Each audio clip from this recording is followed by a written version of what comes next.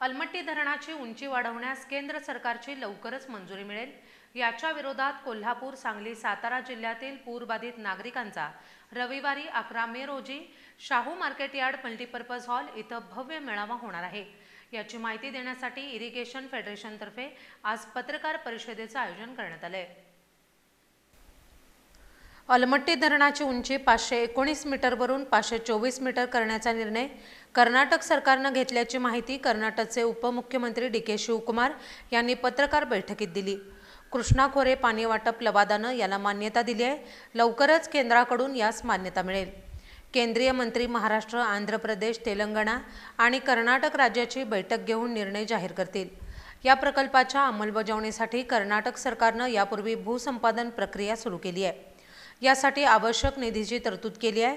या उंचीमुळे महाराष्ट्र, आंध्र आणि तेलंगणा राज्याला कितीही तोटा झाला तरी चालेल।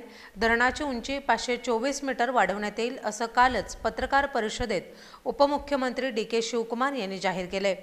उंची वाढवण्याच्या निर्णयाला तीव्र विरोध करण्यासाठी रविवार दिनांक 11 मे 2025 रोजी दुपारी 1 वाजता शाहू मार्केट यार्डमधील मार्केट कमिटीच्या कार्यालयाजवळील मल्टीपर्पज हॉलमध्ये कोल्हापूर, सांगली आणि सातारा जिल्ह्यातील पूरबाधित शेतकरी, उद्योगधंदेधारक, लहान मोठे व्यापारी, दुकानदार आणि पूरबाधित नागरिकांचा सर्वपक्षीय मेळावा आयोजित केला आहे। यामध्ये आंदोलनाची पुढील दिशा आणि धोरण ठरवण्यात येणार आहे।